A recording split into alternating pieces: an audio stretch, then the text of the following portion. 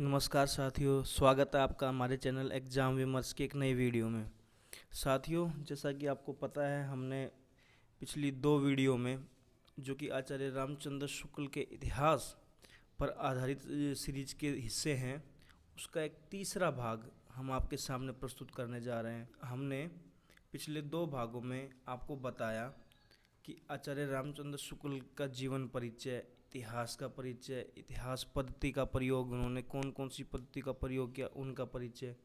दूसरे भाग में हमने आपको प्रथम संस्करण के वक्तव्य यानी कि हिंदी साहित्य इतिहास की भूमिका के बारे में संक्षिप्त चर्चा करी। उसके बारे में बताया कि उन्होंने किन किन तथ्यों के आधार पर, किन किन कारणों से हिंदी साहित्य का इतिहास का निर्माण किया और उनमें काल विभाजन किया, उसके पीछे के क्या कारण थे, क्यों उन्होंने आदिकाल का नामकरण वीरगाथा काल किया, क्यों उन्होंने भक्ति काल को 2 भागों में बांटा, 2 भागों के अंदर भी उन्होंने 2-2 शाखाओं का आविर्भाव किया, निर्माण किया, बताया, क्यों उन्होंने आधुनिक काल को गद्य के नाम से बताया, क्यों उन्होंने आदिकाल को 2 हिस्सों में बांटा, एक गद्य खंड और एक पद्य खंड में। तो ये सभी बातें हमने पिछली 2 वीडियो में करी। उम्मीद है आपको वो दोनों वीडियो पसंद आई होगी, आपको समझ में आया होगा। अगर आपको उन दोनों से संबंधित कोई भी समस्या, कोई भी प्रश्न आपके मन में उठते हैं तो कमेंट में आप हमें बता सकते हैं। हम आपके प्रत्येक प्रश्न का उत्तर देने का प्रयास करेंगे। साथियों, अब हम हमारी तीसरी वीडियो पर आते हैं। इस वीडियो में हम हिंदी साहित्य के इतिहास की विषय सूची, उसके कितने विषय सूची में इसको बांटा गया है, कितने भाग इसके किए गए हैं, किस सूची में किसके बारे में बताया गया है, इन सब का संक्षिप्त में वर्णन करेंगे। काल विभाग के बारे में पढ़ेंगे और उनसे संबंधित कुछ प्रश्न। चलिए हम शुरू करते हैं। तो हम सब जानते हैं कि हम कोई भी जब पुस्तक पढ़ते हैं, कोई भी पुस्तक, तो सबसे पहले हम उसकी विषय सूची देखते हैं। और विषय सूची देखने का सबसे पहला जो कारण है वो यही है कि हमें पता लगे कि उस पुस्तक में क्या है, किस विषय के बारे में, कौन सा विषय किस स्थान पे है, किस पृष्ठ संख्या पे है। ये सभी जानकारियाँ हमें विषय सूची में प्राप्त होती हैं। तभी तो कहा गया है कि किसी भी पुस्तक में विषय सूची पुस्तक के भीतर लिखी गई विषय वस्तु का संक्षिप्त परिचय देती है। बिल्कुल, कि भाई पहले अध्याय में क्या है, उस अध्याय की रूपरेखा क्या है, उस अध्याय में किन किन विषय वस्तु को हम पढ़ेंगे, ये सभी जानकारियाँ हमें विषय सूची के आधार पर मिलती हैं, विषय सूची से मिलती हैं। हम इसको एक तरीके से ये भी कह सकते हैं कि विषय सूची एक पैराग्राफ, एक 1 लाइनर कि वो बता दिया और हमारे दिमाग में वो क्लिक कर गया कि हाँ इसमें ये होगा। जैसे इसके प्रथम में आदिकाल आता है, तो आदिकाल को जैसे पढ़ेंगे तो हमें उसके पूरी विषय वस्तु समझ में आएगी। ये आदिकाल है, इसमें इसका आरंभ, उत्पत्ति, इसके बारे में, इसकी प्रवृत्ति सभी इसमें होंगी। इस प्रकार की चीज़ें हमारे सामने आ जाती है, हमारे मस्तिष्क पटल पर हमें दिखाई देने लगती हैं। दूसरा, काल विभाग। इस विषय पुस्तक की विषय सूची में सर्वप्रथम काल विभाग का जिक्र है। काल विभाग ये वही है जिसका एक प्रसिद्ध पंक्ति हम विभिन्न प्रश्नों में, विभिन्न प्रतियोगिताओं, परीक्षाओं में, या कोई भी हम इससे संबंधित सेमिनार अटेंड करते हैं, उसमें कहा जाता है कि जनता और साहित्य का संबंध क्या है, हिंदी साहित्य के इतिहास काल। और प्रसिद्ध पंक्ति थी कि जबकि प्रत्येक देश का साहित्य वहाँ की जनता की चित्तवृत्ति का संचित प्रतिबिंब होता है, तब यह निश्चित है कि जनता की चित्तवृत्ति के परिवर्तन के साथ साथ साहित्य के स्वरूप में भी परिवर्तन होता चला जाता है। आदि से अंत तक इन्हीं चित्तवृत्तियों की परंपराओं को परखते हुए साहित्य परंपरा के साथ उनका सामंजस्य दिखाना ही साहित्य इतिहास कहलाता है। ये जो पंक्तियाँ जो विभिन्न प्रतियोगिताओं, परीक्षा में कभी ना कभी तो पूछी गई है, और हम जब साहित्य इतिहास के बारे में पढ़ते हैं या उसके बारे में जानने का प्रयास करते हैं तो सर्वप्रथम सबसे पहले हमें यही पंक्ति मिलती है कि साहित्य इतिहास क्या होता है। साहित्य इतिहास प्रत्येक जनता की चित्तवृत्तियों का संचित प्रतिबिंब होता है। तो सबसे पहले काल विभाग के बारे में बताया गया है कि 4 काल विभागों में उन्होंने बांटा था, आदिकाल, पूर्व मध्यकाल, उत्तर मध्यकाल, आधुनिक काल। शुक्ल ने इनको वीर गाथा काल, भक्ति काल, रीति काल और गद्य काल के नाम से बताया है, उल्लेखित किया है, जो कि इस प्रकार है। वीर गाथा काल संवत 1050 से 1375, भक्ति काल संवत 1375 से 1700, रीति काल संवत 1700 से 1900 और गद्य काल संवत 1900 से अब तक का दिया गया है। उसके पश्चात हम थोड़ा आगे चलते हैं तो आदिकाल आता है दूसरे नंबर पे। विषय सूची जब हम देखेंगे आचार्य रामचंद्र शुक्ल के इतिहास की, तो दूसरे नंबर पे जो आता है वो आदिकाल है। आदिकाल को प्रकरण 1 का भी नाम दिया गया है। इसके अंदर आदिकाल का सामान्य परिचय है, हिंदी साहित्य का आविर्भाव काल, प्राकृत भाषा की पुराने पद आदिकाल की अवधि, इस काल के आरंभ की प्रवृत्तियाँ, राजस्व प्रबंध परंपरा, साहित्यिक सामग्रियाँ, अपभ्रंश परंपरा, देसी भाषा, ये सब सामान्य परिचय में आती है, प्रकरण 1 में आती है। उसके बाद प्रकरण 2 आता है जिसके अंदर अपभ्रंश काव्य का है। इसमें बौद्ध, सिद्ध, नाथ, इन सभी के सिद्धांत, इनकी भाषा, इनका प्रभाव, इनकी प्रकृतियाँ, इनके बारे में, इनका विषय वस्तु सब का उल्लेख है अपभ्रंश काव्य में हमें दिखाई देता है। उसके बाद प्रकरण 3 में देश भाषा काव्य का जिक्र है। देश भाषा में जो उस समय की लोक में प्रचलित भाषा थी वो देश भाषा होती है, तो उसके बारे में जिक्र किया है, उनके काव्यों के बारे में बताया गया है। और प्रकरण 4 में आदिकाल की फुटकल रचनाएं रखी गई हैं, जैसे अमीर खुसरो, विद्यापति, रोड़ा कवि, ये जो बाकी जितने कवि थे जिनको आचार्य शुक्ल ने फुटकल कवि कहा था, उनकी रचनाएं प्रकरण 4 में आती हैं। के बाद आता है हमारा पूर्व मध्यकाल यानी भक्ति काल। ये संवत 1375 से संवत 1700 के बीच में। इसमें शुक्ल जी ने हिंदी साहित्य के दूसरे काल को पूर्व मध्यकाल कहा, जिसे उन्होंने भक्ति काल नाम दिया, जो विषय सूची में दूसरे तीसरे स्थान पर हमें दिखाई देता है। भक्ति काल के अंतर्गत शुक्ल जी ने 6 प्रकरण लिखे हैं। प्रकरण 1 में भक्ति काल का सामान्य परिचय, यानी भक्ति कहाँ से आई, कहाँ से इसका उद्गार हुआ, कहाँ पे जन्म हुआ, दक्षिण से उत्तर में कौन लेके आया, इस सब के बारे में प्रकरण 1 में बताया गया है भक्ति काल के में। फिर प्रकरण 2 आता है। इसके अंदर उन्होंने विभाजन कर दिया कि निर्गुण और संत काव्य धारा।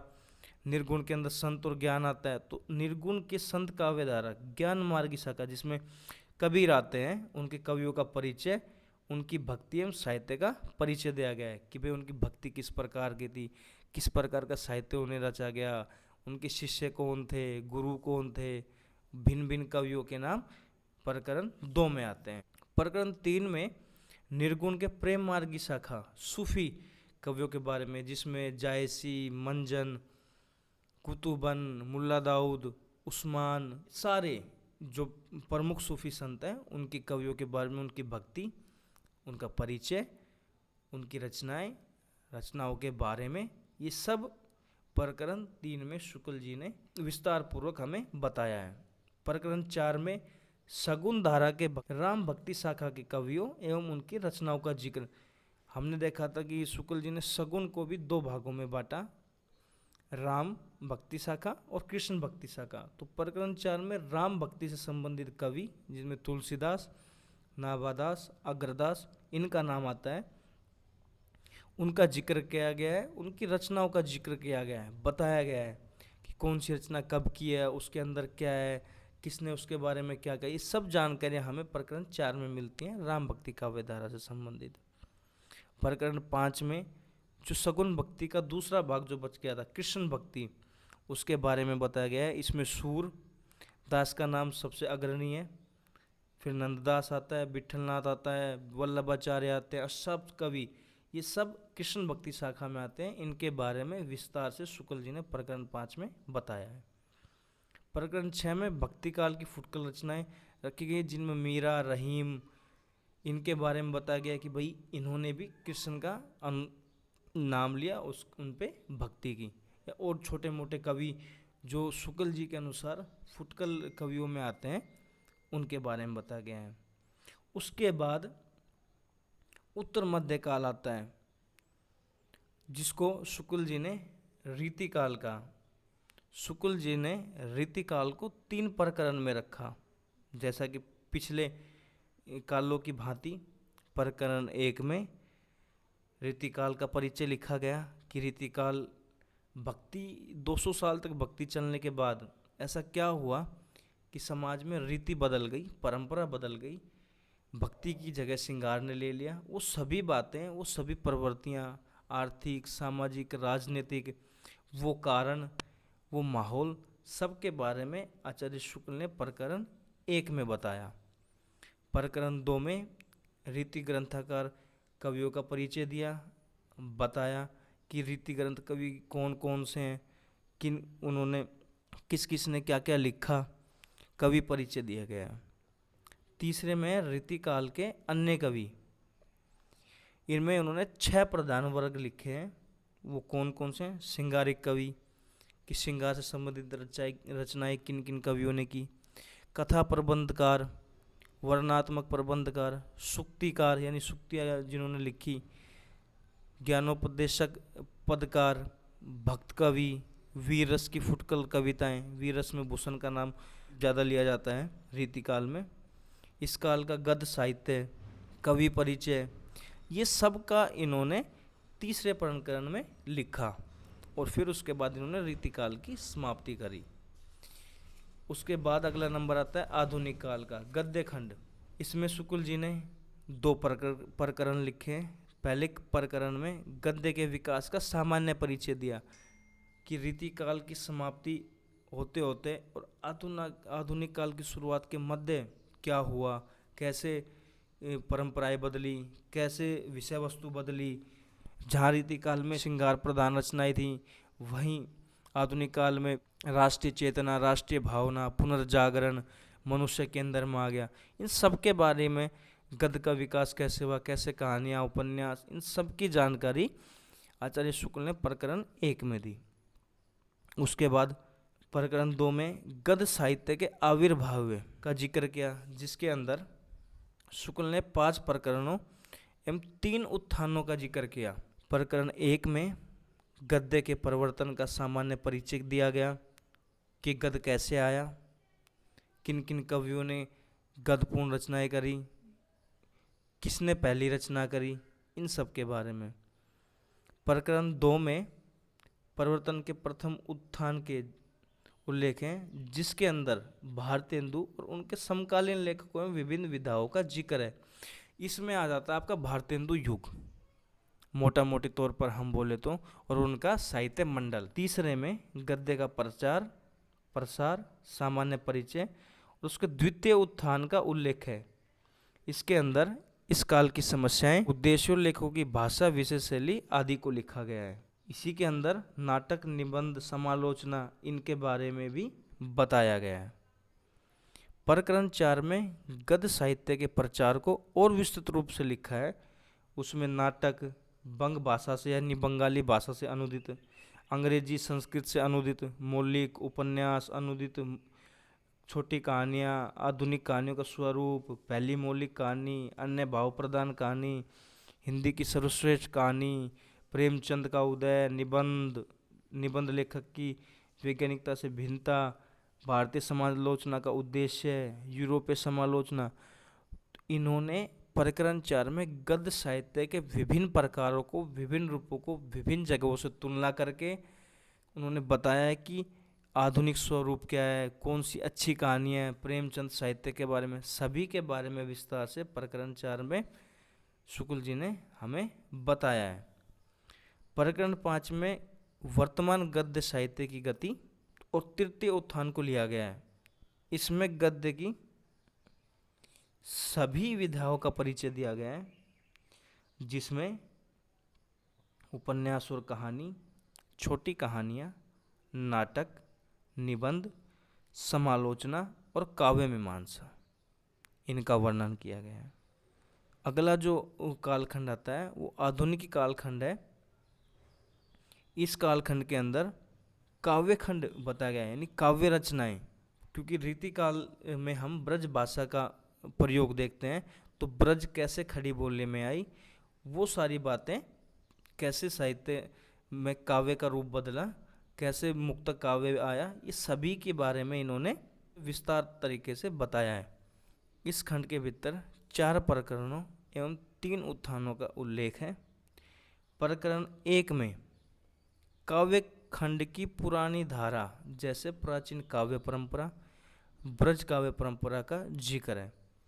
इसके अंदर बताया गया है, क्योंकि ये जो काव्य खंड है ये भारतेंदु काल के आसपास से लेके 1925 संवत तक चलता है, यानी संवत 1900 से 1925 तक का इसका समय काल शुक्ल जी ने बताया है। इसमें प्राचीन काव्य परंपरा, ब्रज काव्य परंपराओं के कवियों का परिचय, पुरानी परिपाटी से संबंध रखने वाले साहित्य के कवियों का, भारतेंदु द्वारा भाषा का परिष्कार काव्य, उनका द्वारा स्थापित कवि समाज, सब के बारे में पूरे विस्तार से बताया है। प्रकरण 2 में काव्य खंड की नई धारा और प्रथम उत्थान का, क्योंकि हमने ऊपर पढ़ा है ऊपर वाली लाइन में कि 3 उत्थानों का उल्लेख करते हैं, तो प्रथम उत्थान का उल्लेख यानी भारतेंदु युग का काव्य प्रकरण 2 में और प्रथम उत्थान में बताया गया। इसमें भारतेंदु, प्रताप नारायण मिश्र, बद्रीनारायण चौधरी, इन सब के कार्यों, इनकी कविताओं में प्राकृतिक दृश्यों की संश्लिष्ट योजना, नए विषयों की कविता, वर्ण विषय, विषय वस्तु, सब के बारे में इस कालखंड में, इस प्रथम उत्थान में बताया गया है। प्रकरण 3 में काव्य खंड की नई धारा, द्विवेदी युग का काव्य और द्वितीय उत्थान का परिचय दिया गया है। इसके अंदर, क्योंकि हम मानते हैं कि भारतेंदु युग और द्विवेदी युग के बीच की कड़ी श्रीधर पाठक को माना जाता है, तो इसमें श्रीधर पाठक और द्विवेदी युग का काव्य, उनके बारे में परिचय दिया गया है। प्रकरण 4 में काव्य खंड की नई धारा यानी छायावाद तथा शुक्ल समय के काव्य और तृतीय उत्थान का जिक्र है। ये संवत 1975 से माना जाता है और अब तक चल ही रहा है। इसके अंदर खड़ी बोली के काव्य रूप, नूतन परंपरा, हालावाद, ब्रज द्विवेदी युग, हालावाद नहीं द्विवेदी युग, प्रमुख कवि, छायावाद का प्रारंभ, इनका स्वरूप, इन सब के बारे में बताया गया। यानी शुक्ल जी के समय के काव्य और छायावाद, क्योंकि शुक्ल जी भी छायावाद के समय के माने जाते हैं, तो उन्होंने इसके बारे में जानकारी दी। तो हमने अभी पीछे पूरी वीडियो में आचार्य रामचंद्र शुक्ल के विषय सूची को पढ़ा, जहाँ उन्होंने किन किन भागों में अपनी काव्य विषय सूची को बांटा है, पहले नंबर पे कौन है, दूसरे पे कौन है, तीसरे पे कौन है, उनके भीतर क्या क्या विषय वस्तु हैं, इन सब के बारे में हमने संक्षिप्त वर्णन किया और उसके बारे में हमने पढ़ा। अब इसके लास्ट में हम पढ़ते हैं इनका काल विभाग। तो काल विभाग की शुरुआत शुक्ल ने अपने सुप्रसिद्ध वक्तव्य यानी सुप्रसिद्ध पंक्ति जिसको हम बोलते हैं उससे की, कि जबकि प्रत्येक देश का साहित्य वहाँ की जनता की चित्तवृत्तियों का संचित प्रतिबिंब होता है, से किया है। इस वक्तव्य में शुक्ल जी के काल विभाग का संपूर्ण आधार छिपा हुआ है, जिसके आधार पर शुक्ल जी ने हिंदी साहित्य को 4 कालों में बांटा है, 4 भागों में विभाजित किया है। आदिकाल, जिसको इन्होंने वीरगाथा काल का, संवत 1050 से 1375। पूर्व मध्यकाल, इसको भक्ति काल का नाम दिया, संवत 1375 से 1700। उत्तर मध्यकाल, जिसको इन्होंने रीतिकाल का नाम दिया, संवत 1700 से 1900। और आधुनिक काल, जिसको इन्होंने गद्य काल का, संवत 1900 से 1984, यानी अब तक भी वो चल ही रहा है।